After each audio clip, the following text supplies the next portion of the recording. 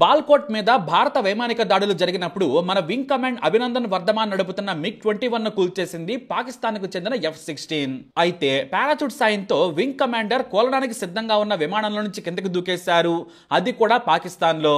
దీంతో అతన్ని పాకిస్తాన్ ఆర్మీ అదుపులోకి తీసుకుని చిత్రహింసలు పెట్టడం మొదలుపెట్టింది. ఇక అభినందన్ ను పాకిస్తాన్ దళాలు లాక్కెళ్తున్న వీడియోలు సోషల్ మీడియాలో వైరల్ గా మారాయి. ఇది కాస్త భారత ప్రజలకు ఆగ్రహం తెప్పించింది. ఏం చేస్తారో తెలియదు, తమకు అభినందన్ ప్రాణాలతో కావాలనే కోరిక భారతీయుల్లో బలంగా మొదలైంది. ఇటు పాకిస్తాన్ జెనీవా కన్వెన్షన్ కు విరుద్ధంగా అభినందన్ చిత్రహింసలు పెట్టడంపై తీవ్ర అభ్యంతరం వ్యక్తం చేసింది. అభినందన్ ను విడిచిపెట్టాలని భారత విదేశాంగ శాఖ కోరిన పాకిస్తాన్ సైన్యం పెడచెవిన పెట్టేసింది. అంతే అప్పుడు ప్రధాని నరేంద్ర మోడీ సంచలన నిర్ణయం తీసుకున్నారని నాడు పాకిస్తాన్ లో భారత హైకమిషనర్ గా పనిచేసిన అజయ్ బిసారియా తన కొత్త పుస్తకంలో సంచలన విషయాలు రాసుకొచ్చారు. Anger management the trouble diplomatic relationship between India and Pakistan అనే పుస్తకంలో సంచలన విషయాలు రాసుకొచ్చారు అజయ్. భారత ప్రధాని ఆదేశాలతో పాకిస్తాన్లోని కీలక స్థావరాలపై 9 అధునాతన భారీ క్షిపణులను ఎక్కుపెట్టింది భారత్. ఇది బ్లడీ నైట్ గా పాకిస్తాన్కు మిగలాలని మోడీ ఆర్మీ అధికారులకు సూచించారు. అప్పటికే 24 గంటలు గడిచినా కూడా పాకిస్తాన్ నుంచి అభినందన్ విడుదల కాలేదు. చిత్రహింసలు పెట్టి భారత రహస్యాలను తెలుసుకునేందుకు Pakistan army chief general Bajwa ఆధ్వర్యంలో నీచమైన పనులు చేసింది. అయితే ఆ రోజు అర్ధరాత్రి పాకిస్తాన్ హైకమిషనర్ సోహెల్ మహమ్మద్ పాకిస్తాన్లోని భారత రాయబారి బిసారియాకు కాల్ చేశారు. తమ ప్రధాని ఇమ్రాన్ ఖాన్ భారత ప్రధాని నరేంద్ర మోడీతో మాట్లాడాలనుకుంటున్నారని తెలియజేశారు. కానీ మోడీ అందుబాటులో లేరు, వేరే కార్యక్రమాల్లో బిజీగా ఉన్నారు. ఏదైనా విషయం చెబితే చేరవేస్తామని తెలియజేశారు. అంటే మోడీ కనీసం పాకిస్తాన్తో మాట్లాడేందుకు కూడా అంగీకరించలేదు. ఏదైనా మాట్లాడాలి అనుకుంటే అభినందన్ విడుదల తర్వాతే. ఆ విషయం పాకిస్తాన్కి చాలా క్లియర్ గా అర్థమైంది. అంతేకాదు పాకిస్తాన్ పై క్షిపణుల ముప్పు ఉందని మాత్రం పాకిస్తాన్ కు చాలా క్లియర్ గా మన విదేశాంగ శాఖ తెలియజేసింది. అవి ఎక్కడ పడతాయో మీకు తెలుసు. ఆ తర్వాత దారుణ పరిస్థితులుంటాయి.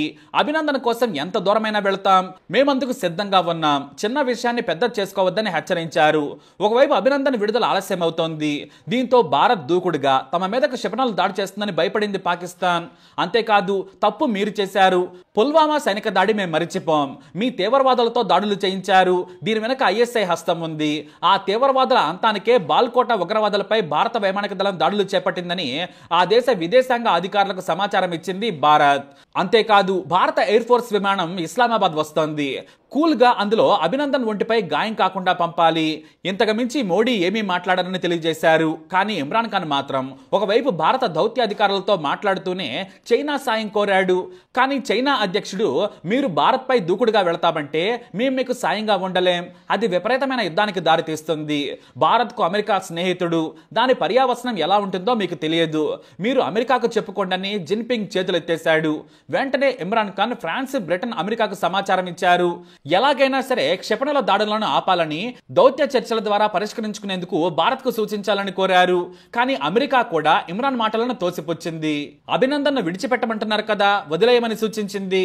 అంతకు మించి మేము భారత్ కు ఏమీ చెప్పలేమన్నారు. అంతేకాదు ఉగ్రవాదులకు సాయం చేయడం మానుకోవాలని అమెరికా సైతం పాక్కు గడ్డి పెట్టింది. అయితే ఈ చర్చలు జరుగుతుండగానే చైనా విదేశాంగ శాఖ నుంచి భారత్ కు కాల్ వచ్చింది. రెండు దేశాల మధ్య ఘర్షణకు తాము మధ్యవర్తిత్వం వహిస్తామని, సాయపడతామని చైనా ఆఫర్ చేసింది. కానీ భారత్ అవసరం లేదని చాలా సున్నితంగా చైనాకు చెప్పింది. దీంతో పాకిస్తాన్ కు అన్ని దారులు మూసుకుపోయాయి.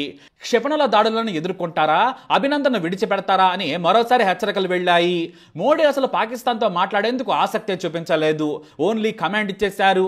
దీంతో ఇక భయపడ్డ పాకిస్తాన్ ఆర్మీ చివరకు అభినందన్ విడిచిపెడతామని భారత్ కు సమాచారం ఇచ్చింది. అంతేకాదు రేపు పాకిస్తాన్ పార్లమెంట్ లో ప్రకటన చేస్తామని కూడా తెలియజేసింది. ఆ మాట చెప్పినట్టుగానే పాకిస్తాన్ ప్రధాని ఇమ్రాన్ ఖాన్ ఆ దేశ పార్లమెంటులో అభినందన్ విడిచిపెడతామని ప్రకటించిన తర్వాత దౌత్య చర్చలకు డోర్లు తెరిచింది భారత్. అంతేకాదు ఉగ్రవాదులను భారత్లోకి పంపము, అలాంటి వారిపై చర్యలు తీసుకుంటామని కూడా పాకిస్తాన్ హామీ ఇచ్చేలా మెడల వంచింది భారత సర్కారు.